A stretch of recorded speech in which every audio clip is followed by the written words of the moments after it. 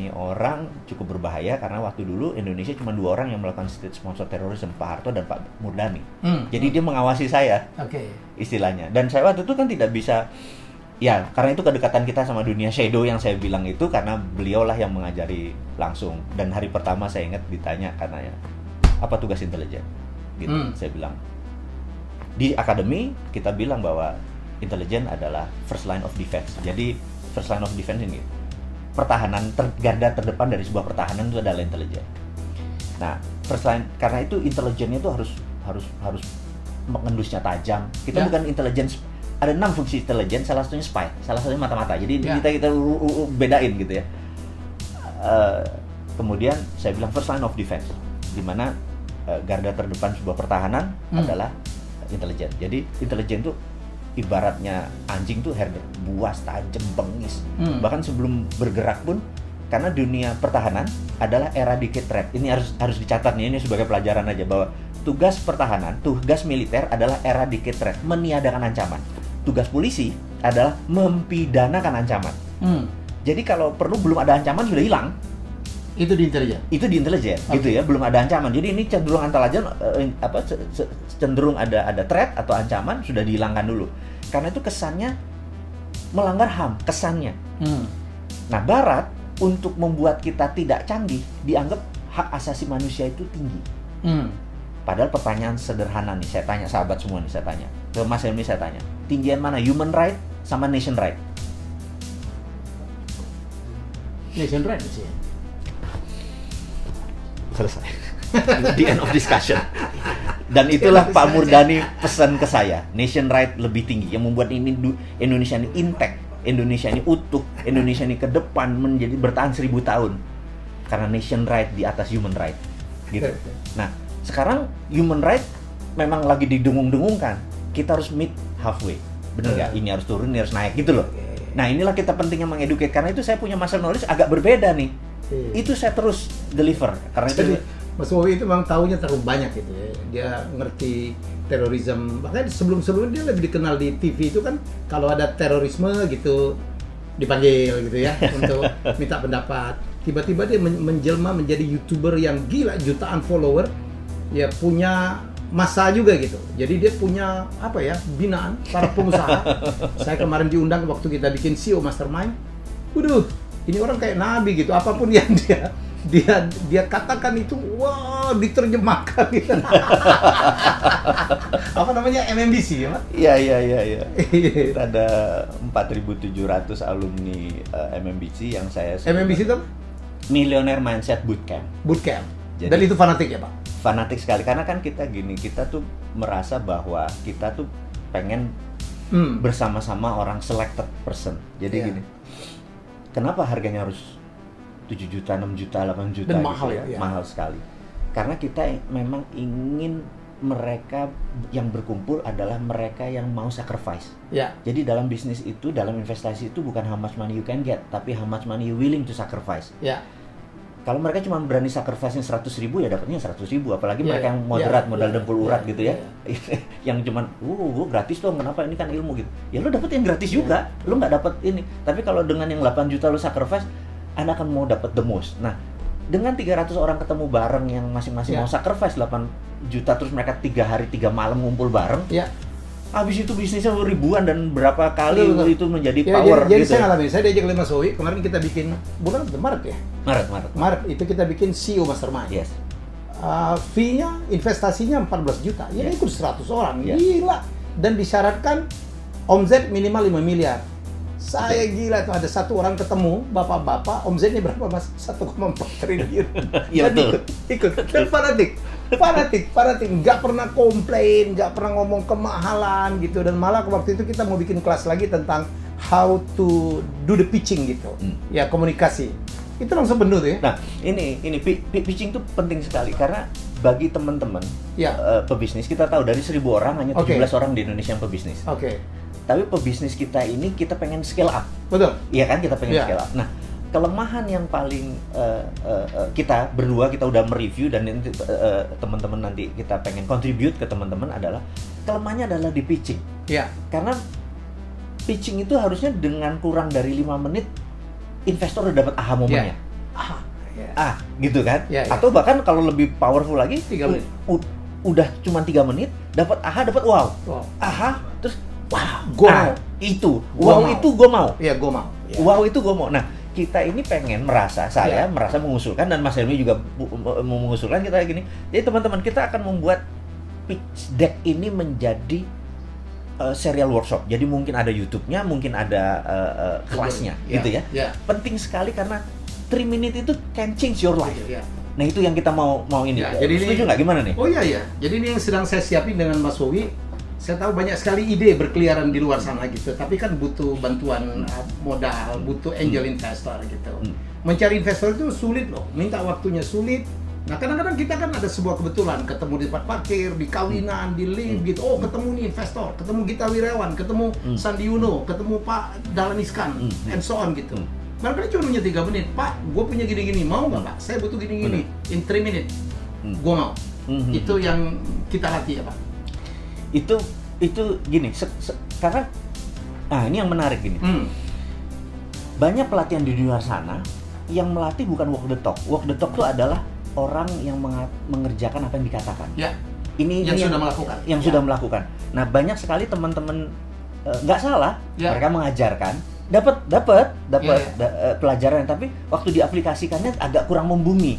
Karena ya yang mengajarkannya berilmu, tapi bukan berpengalaman. Nah, kita tuh ingin teman-teman nanti kalau join adalah yang mengajarkan adalah berilmu dan berpengalaman. Apa yang kita datengin benar-benar tadi seperti Pak Gita Wirjawan yang kita datengin, Mas Irwan Musri, kalau benar-benar orang yang benar-benar do the talk gitu ya. Sandi Uno ya. Sandi Uno gitu. Ini yang kita pikir mereka jadi saya tuh kalau invest semua yang kayak gini. Sisi lain. Jadi beliau ini coach juga gitu. Ya kan. Waduh, pengikutnya luar biasa dan dirawat sama beliau gitu. Wah, sabdanya beliau itu dibahas gitu. Ini kata coach kita gitu. itu di other side. Dan saya nggak pengen sebenarnya. Mas Wowi itu banyak banget. Dia punya rumah yatim ya Pak ya? Ya. Rumah yatim. Jadi membantu berapa anak yatim? Jadi saya tuh berhutang sebenarnya sama kehidupan ini, berhutang banyak. Jadi saya tuh nenek saya dari ibu saya dan nenek saya dari bapak saya, dua-duanya udah 70 tahun belum pernah berhaji. Saya memutuskan waktu tahun 96 Haji Akbar, waktu itu saya memutuskan menghajikan mereka semua. Jadi dalam haji saya itu saya memang tidak terpikir untuk melaksanakan haji buat saya, karena mau tawaf, mau itu segala macam, mbah saya pasti kerepotan. Jadi saya lebih nolong ke mereka lah. Saya cuma yang fardunya aja gitu ya. Nah, puncaknya adalah waktu lempar jumroh. Bayangin, dulu Mina masih 1 loh, sekarang 2 aja masih ada yang korban gitu ya, masih 1. Jadi bayangin ini tahun 25 tahun yang lalu. Nah, di momen itu mbah saya waktu mau berangkat dia bilang, "Le," manggil saya Tole, "Le, belum mbah," gitu, udah sekitar 2 gitu. Terus saya gelisah karena mbah saya mau lempar jumroh gitu, 72 tahun bayangin. Terus saya baca Quran, tapi terjemahan. Biasa kan kita nih wudunya kurang ini. Jadi nggak Arab yang itu belum canggih. Saya baca surat Al-Kahfi, itu cerita tentang Nabi Musa ketemu sama Nabi Khidir, terus Nabi Musa belajar sama Nabi Khidir. Terus intinya Nabi Musa gagal karena banyak nanya gitu kan, padahal syaratnya nggak boleh nanya. Nah, akhirnya dibuka sebuah rahasia sama Nabi Khidir, kenapa harus memperbaiki rumah yang Nabi Khidir bilang itu milik anak yatim, dan dia anak yatim itu ada harta. Saya stabil loh, anak yatim ada harta. Saya stabil loh, uruk-uruk gini. Ini menarik nih, ini kan password versi saya ya. Versi saya beragama, saya bukan orang pinter, walaupun yang pesantren kan mbah-mbah saya yang ngajari saya, ini password nih, saya nggak usah analisa lagi, nggak usah pakai arti-arti. Saya pikir, oke. Terus saya kaul, saya tuh punya 11 toko namanya Mirah gitu ya. Toko swalayan, dulu kan tokonya belum swalayan, dulu toko kelontong tuh kan harus ada yang nunggu, mau beli apa, kayak kongkoh lah, mau beli apa harus kita layani. Toko swalayan masih nggak ada, kita mungkin pertama yang punya 11 gitu ya. Nah, saya niat, dalam hati saya bilang sama, kan adik saya yang ngelola, saya bilang pulang 1 saya mau jadiin rumah yatim deh, gitu, karena di rumah yatim ada harta. Dengan miara anak yatim saya jadi tajir nih. Itu di kepala saya ini trading sama Tuhan, nih saya jahat nih gitu ya. Kemudian udah itu saya taruh, terus saya lihat kok agak sepi. Saya bilang, "Bah, bismillah yuk, berdua berangkat." Saya gandeng mereka berdua. Terus apa yang terjadi? Ini true story, sampai merinding saya. itu di apa kan ada lingkarnya jumroh Aqobah itu kan ada ini bahasa tuh sampai nempel Bismillahu Allahu Akbar jadi cengkling saya bilang kok kosong ya gitu. Udah pulang lagi terus teman-teman jamaah yang lain loh udah jumroh sudah Mbah bisa kosong kok kata Mbah gitu. Mereka kesana balik lagi mana penuh. Saya bilang ngerti nggak something. Nah saya bilang wah gua harus komit nih sama ini. Pulang satunya saya jadiin rumah yatim. Namanya Yayasan Husnul Khotimah awalnya. Terus karena saya nggak ngerti manajemennya, ada sahabat saya dari pesantren Hidayatullah itu yang memanage ini software-nya, ini hardware-nya nih. Nah bertahun ternyata kita sering kelebihan. Jadi kelebihan beras, kelebihan anaknya cuma 47, dapatnya 3 ton gitu. Akhirnya kita ngasih ke Cilember, Cilodong, ngasih ke pesantren-pesantren yang lain. Sekarang ini sudah 90 pesantren yang anak-anak kalau 100-an atau 50-an sekitar 6.000 ya. Karena nyumbangnya ke kita ubah akhirnya menjadi Rumah Yatim Indonesia. Nah, sumbangan ke sini. Yang jadi masalah kita bukan seperti Basnas, seperti rumah zakat yang uangnya dikumpulin. Kita dapat 1 miliar bulan itu habis, dapat 2 miliar bulan itu habis karena kita nggak pernah saving. Emang untuk distribute, bukan untuk ngambil terus ambil turunannya. Itu bukan kita banget. Jadi cara ngelolanya ya versi kita, versi Sontoloyo lah. Itu jadi kita punya. Nah, alhamdulillah saat ini baru berapa 6 ribuan kira-kira. 6 ribuan rakyat ya. Nah, tapi kita cuma manajemen dan memberi tiap bulan sih antara 3 sampai 5 miliar sumbangan orang. Nah, yang jadi masalah kalau kurang kita nelpon kita ya karena itu kita suka mohon maaf sekali lagi ini mungkin ada confession ya pengakuan dosa kepada teman-teman semua. Kenapa saya punya holding di Singapura? Karena di Singapura kalau di Indonesia kan kalau Mas Helmi untung 10 miliar 25% diambil untuk pajak. Ya. Benar nggak? Kalau di Singapura cuma 11. Jadi terkadang saya akuisisi dari sini jadi ada selisih 7% buat Rumah Yatim Indonesia. Dari ngerti ya maksudnya? Ya. Jadi saya sebenarnya transfer pricing, sebenarnya saya nakal, tapi itu bagian saya gini, saya merasa kalau duitnya 10 miliar 25% diambil kan 2,5 miliar. Buat gayus kepala gue nyut-nyutan gitu loh. Buat gayus 1 M aja deh gitu ya buat yang ini yang gue ambil cara lain.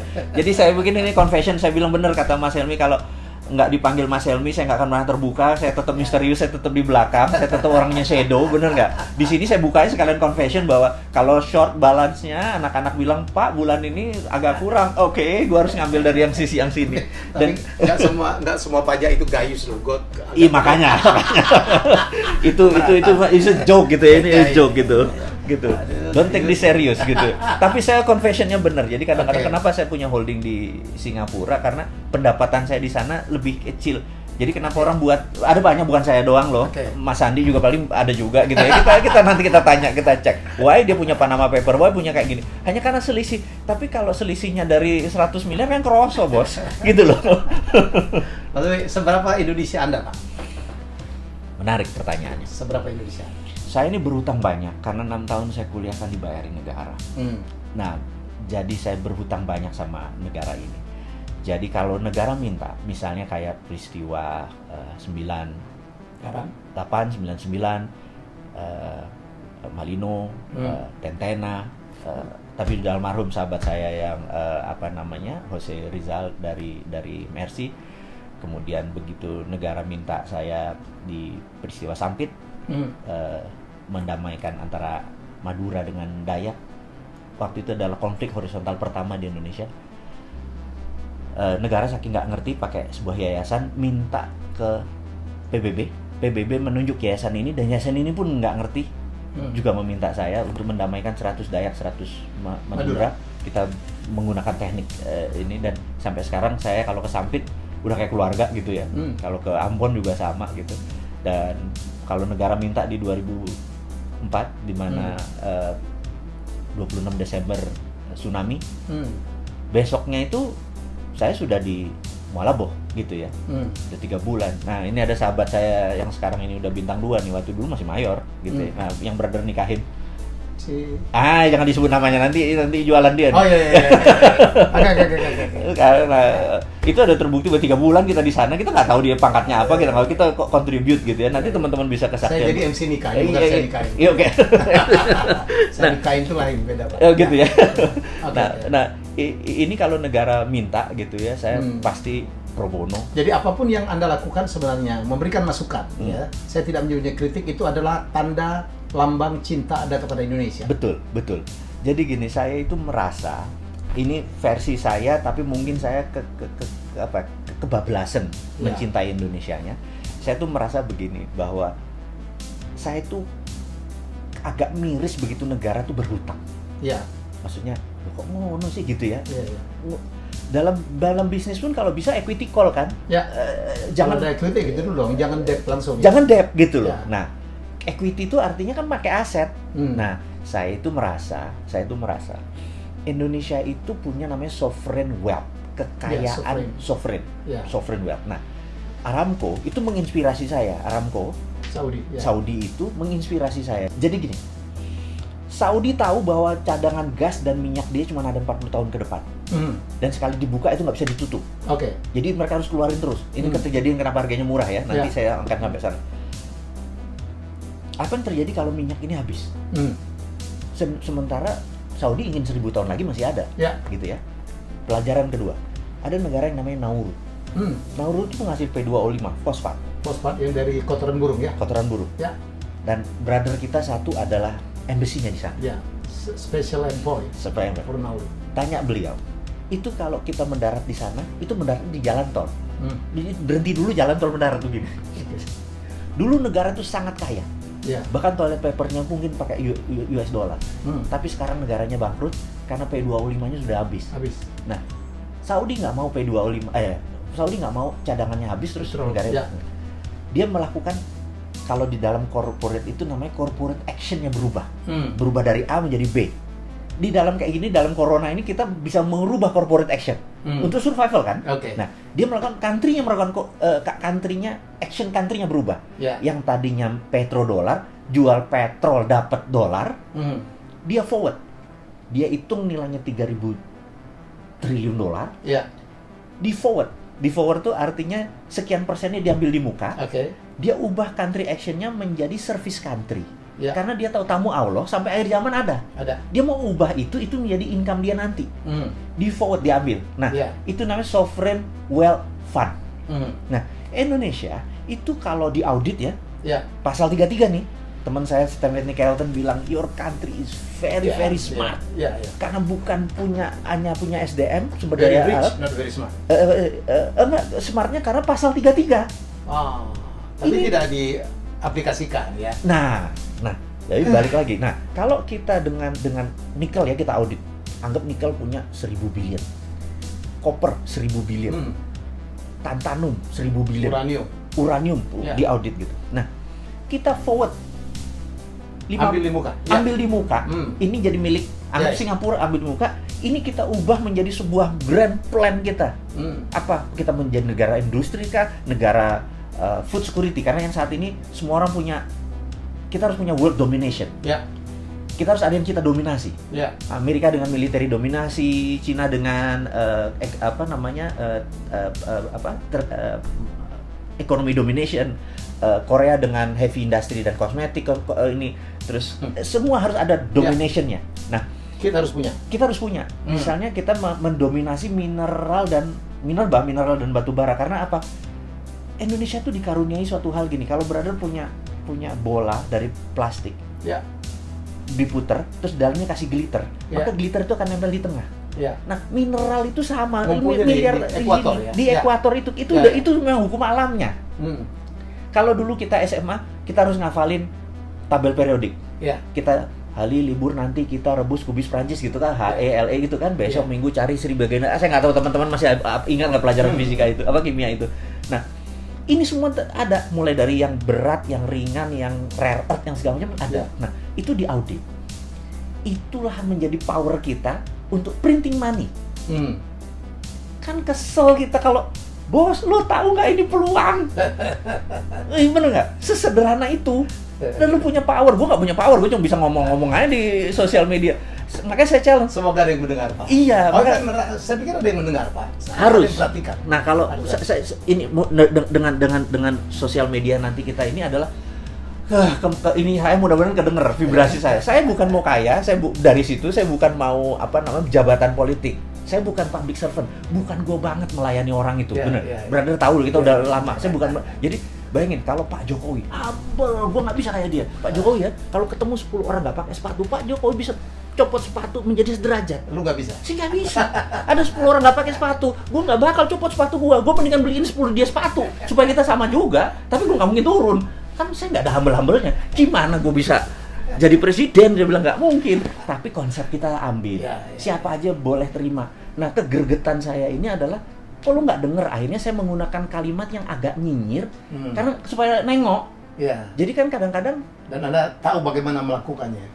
Wah, suara Anda itu Pak di narasi video itu sinis. Nah, ini menarik nih. Nah, teman-teman, ini saya mau cerita. Ini gurunya, ini gurunya. Ini gini ya. Ini gini. Misalnya teks itu teman-teman yang buat, saya ada tim yang buat, saya harus marah. Padahal saya kan orangnya happy, saya nggak ada masalah sama kehidupan ini, bener nggak? Gue nggak ada masalah utang, gue ada masalah ini, rekening gue oke aja gitu loh, happy aja. Terus saya harus marah gitu. Ini teman-teman, ini note-nya, ini beliau yang ngajarin. Jadi saya di depan kaca, saya ingat kata-katanya Mas Helmi, Mas Wowi, Mr. Bean itu sebelum syuting itu 30 sampai 60 kali di depan kaca dia action sampai dia ketawa, dia baru take, baru ambil. Oke, saya bilang gila, gua berdrama nih, saya bilang gitu. Jadi saya di depan kaca, saya emosi. Cara emosi tuh gini, kaki dinaik, diginin. Kayak orang frustrasi. 2-3 menit kemudian emosi, baru saya bacain. Makanya kesannya saya emosi. Gitu loh. Kesannya saya ada getar-getar marah gitu ya. Nah, jadi sebenarnya ada drama di belakang itu gitu. Abis itu, karena itu habis 2-3 rekaman, kepala saya suka pusing. Karena itu bukan gua banget gitu. Tapi demi message itu tercapai gitu loh. Dapat, Pak. Kayak demi message. Itulah saya bilang. Dan ini ada satu lagi brother yang ngajarin sahabat kita, Pak Teddy Darmanto. Penting sekali. Jadi gini. Apa bedanya acting pura-pura menjadi sama menjadi? Nah, gitu. Jadi orang kalau mau dapat Oscar itu bukan pura-pura menjadi pegawai, tapi menjadi pegawai. Jadi ini beda nih. Karena itu kalau main sinetron dia pura-pura menjadi supir, pura-pura menjadi orang miskin. Nggak akan pernah dapat Oscar yang main di sinetron. Ini Pak Helmi, ini beliau yang ngasih tahu, sama satu lagi Pak Teddy Darmanto. Tapi kalau mau dapat Oscar tuh lo harus menjadi lebur, harus lebur. Nah, jadi di Disneyland hari pertama kerja itu direksinya turun, HRD, direktur HRD bilang you are king, you are queen ke cewek. Tapi selama 8 jam you are still pelayan. Lo janitor gitu. Lo menjadi janitor. Begitu dia benar-benar, dia tidak acting, dia benar-benar full heart karena itu tipsnya gede-gede semua. Bener nggak? Tapi begitu selesai jam kerja, you are king again gitu loh. Nah, itu dapat karena itu Disneyland is the most happiest place on earth. Bener nggak? Nah, saya pengen gini. Ini kalau gue jadi presiden nih, kayaknya Menteri Pendaya Antar negaranya gue sekolahin ke Disneyland supaya Indonesia menjadi the most happiest country in the world gitu. Karena menjadi gitu Pak, selama 8 jam dia menjadi ini, habis itu dia king, we are king, bener nggak? Gitu. Itu ya. Nah, ini adalah resep bagaimana suara tadi. Karena saya bukan pura-pura menjadi, saya menjadi lebur, menjadi orang yang ya gitulah gitu. Nah, ini gurunya. Aduh, ini 2 jam nggak kelar ini sebenarnya. Tapi jarang beliau bongkar-bongkaran gini, karena banyak orang nggak tahu sisi lainnya. Mas Woy ada tahu bahwa dia betul-betul pengusaha. Gila, usaha apa aja gitu. Kita aja ada berapa kali ada usaha apa aja, dan dia adalah seorang tipe dreamer juga gitu, kreator. Wah, mimpinya luar biasa. Tapi dia punya sisi yang sangat luar biasa. Mulia, dia punya rumah yatim, menyantuni 6.000 orang. Saya nggak tahu dapat sumbangan dari mana. Itu tetap jalan apapun yang terjadi, dan dia tetap memberikan kontribusi dengan caranya gitu. Kalau biasa-biasa aja disampaikan mungkin nggak didengarin orang ya. Dia punya pengikut 4.700 gitu yang sangat fanatik. Orang-orang sukses, orang-orang hebat. Ya, orang-orang yang sangat positif. Dan saya alhamdulillah masuk ke dalam lingkungan ini. Dan kemudian, ini barangkali kita bahas berikutnya aja. Orang nggak banyak tahu. Orang kan ada yang ngomongnya bagus, ya, tapi perbuatannya tidak mendukung. Beliau ini sama nih, walk the talk. Walk the talk aja udah salah. Walk the talk itu adalah orang yang menjalankan apa yang dia sampaikan. Beliau orang itu, tapi beliau ada bonus satu lagi. Nyari walk the talk aja susah. Beliau adalah seorang penulis yang baik. ada penulis nggak bisa menyampaikan, ada orang menyampaikan bagus penulis, beliau penulis yang baik, termasuk nulis novel. Wah, saya baca betul, ih gila. Saya bilang teman saya satu di tulisannya lebih bagus dari saya tentang apa Ferrari yang dicuri itu ya. Grand Theft Ferrari. Grand Theft Ferrari. Ferrari. Itu ya. cerita nyata nggak sih? Cerita nyata yang didramatis. Jadi iya, jadi ceritanya itu true story. Jadi sahabat saya dulu namanya I sebenarnya, dia suatu hari dapat, bapaknya adalah titik-titik pajak. Jadi zaman tahun 80-an jangan tanya kalau ini kan belum seketat sekarang ya. Dia tuh sekolah dibayari oleh orang tuanya, dikasih 150.000 untuk 4 tahun, dolar artinya ditaruh di muka. Nah, dia spending ini untuk barang-barang mewah, termasuk Ferrari tadi. Suatu hari saya nggak kenal dia. Sekarang saya nanti bawa kenal ini lo orangnya gitu ya. Sekarang ini my partner in crime gitu ya. Ini true story. Nah, terus saya dari dulu memang di San Francisco di Amerika, karena ikut Permias tuh anak-anak bilang, lu kalau ada problem ke orang ini aja, ini orang ini problem solver. Ini problem solvernya dalam arti nakal. Ini saya kasih contoh sebelum dia nih. Nah, problem solvernya misalnya gini. Suatu hari saya kedatangan satu anak Cina gitu ya. Saya kalau ngomong bener karena memang rasnya Cina dan orangnya, tapi dia sahabat saya, dia pemilik bank. Dia datang bilang, "Gua El." "Iya, gua tahu. Lu ngapain di sini?" "Bokap gue belum ngirim duit." "Terus lu mau minjem gue duit?" Minjem gue duit?" "Enggak sih, katanya kalau sama lu ada ide." "Gimana?" "Pacar gue di Oregon, ulang tahun. Gue nggak ada duit. Lu ada ide nggak?" "Itu mercy lu tuh." "Yaudah, sini kuncinya. Mau diapain?" Jadi saya colong peleknya, saya taruh mobilnya. "Lo asuransi kan?" "Asuransi." Kemudian asuransi kan bayar, terus peleknya saya balikin lagi gitu ya. Jadi dia dapat $2.000 waktu itu, ngakali asuransi. "Wah, thank you ya bro," gitu. Itu kan bajingan sudah. Di Amerika kita punya ilmu kayak gitu. Tapi itu dark side, sisi lain. Dia ada flip of Mardigu, yang makanya saya bilang wudhu saya nggak pernah penuh gitu ya. Karena dosanya banyak gitu ya. Terus, nah ini juga sama. Jadi sudah dari mulut ke mulut kalau ada problem. Nah, tahu-tahu ada telepon saya dari Kansas ini, saya bilang, "Oh iya, gua nggak tahu siapa lu." Saya bilang kayak, "Nggak, gua ada masalah." "Ya masalah lu jangan kasih ke gua bisa kasih lu $5.000. "Oke." Saya bilang, "Kalau $5.000 we are talking," dia bilang gitu. Gini, nyokap gua sekarang di LA, 2 minggu lagi ke Kansas. Kalau dia ke Kansas tahu ini barang, dia ngamuk pasti. Terus, "Tolong bawa mobil ini, lu umpetin," kata dia kayak gitu. Dah, saya sedang, "Iya, gua kasih lu $5.000. Kansas SF bro, itu kan 4 negara, 4 time zone kan. Amerika kan hampir 6 kan, ini 3 time zone gitu. Wah, 2 hari 2 malam nih. Iya, 2 hari 2 malam nih gitu ya. Terus itu November lagi. Waduh, udah mau musim dingin kan. 5.000 kurang kali, tapi gue tambah di tengah-tengah gitu. Oke. Saya panggil teman saya si B ini, "Bro, join apa? Bebelah yuk kita." Oke. Cuman jadi naik pesawat, dibayarin sampai sana, itulah ketemu dia. Bilang, "Ini kunci, ini fulus, jalan ke Red Ferrari Testarossa gitu ya." Oh, jalan. Kita ada poin ketemu di Tacoma, saya lupa nama daerahnya. 2 jam kira-kira dari Kansas. Kita pakai poin, kling, telepon. "Bos, gue tuh udah di sini," gitu, ngabarin. "Oh, oke." Klik pas telepon, dia jawab, "Udah sampai sana." "Oke, you on your own." "Maksud lo apa?" 5 menit yang lalu gue laporin bahwa mobil gue kecolongan. Jadi gue mau ambil asuransinya buat nyokap gue, nanti tanya duitnya mana, bener nggak? "So you're on your own." Hilang. Anjir, gila, kita bawa stolen car.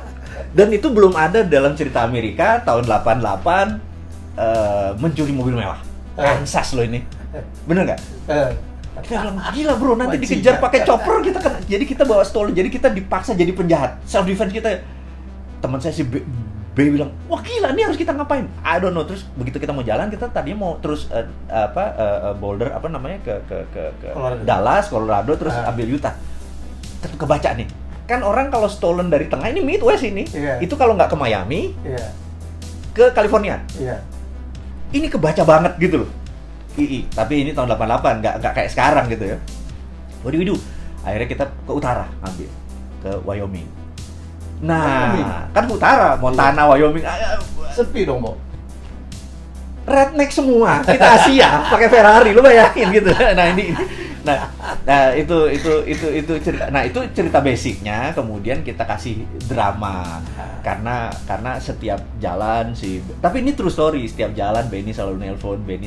Saya bilang, lu nelpon siapa sih? Dia ini lover boy. Lover boy itu maksudnya doyan tebar pesona, TP gitu ya. Ya sudah, saya jalan terus, wah ada cewek satu Manado, cakep gini segala macam, gue nginter dia nelfon, asal mendarat nelfon. Namanya cowok lagi lagi TP begitu, bocor kan. Aduh gila lu, ada orang tahu satu lagi mengenai ini, bener nggak? Ya gitu. Nah, yang menarik, saya lompatin ceritanya. Yang menarik adalah kita suatu hari sudah short semuanya, kita perlu partner in crime another.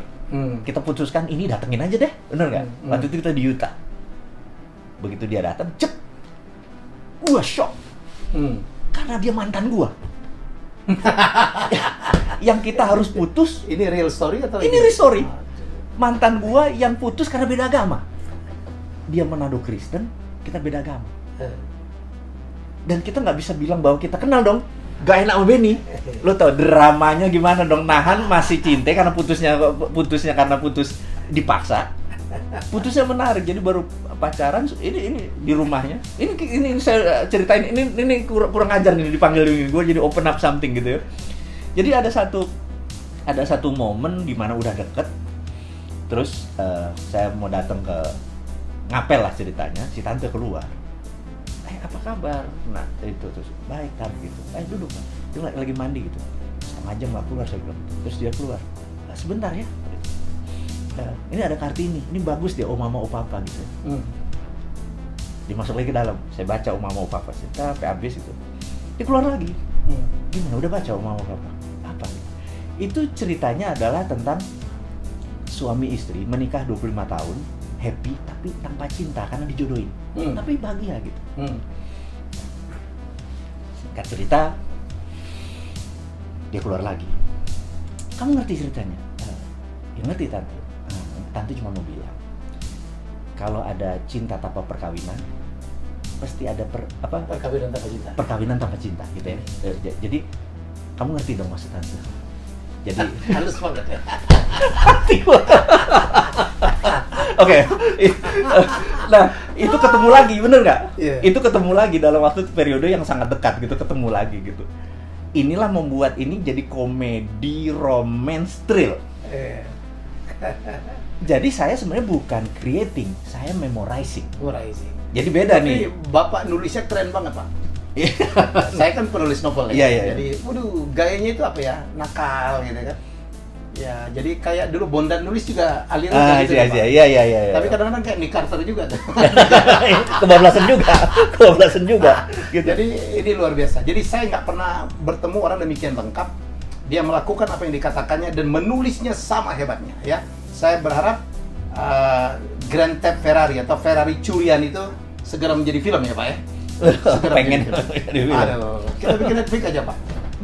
Why not gitu? Itu jadi challenge. Saya kepikiran tadinya mau tahun ini ada sama mimpi saya dengan Mas Wowi berikutnya adalah kita akan bikin trip. Ya saya nggak tahu. Ini saya ucapkan terus supaya ini bisa dikabulkan. Kita akan buat tour dari tour Route 66. Oh, saya bukunya udah lengkap semua. Jadi kita akan tour dari Chicago to LA. Kita drive, kita berhenti, kita bikin film, kita bikin cerita. Thank you Mas Wowi. Thank you. Sayang, thank you. Luar biasa.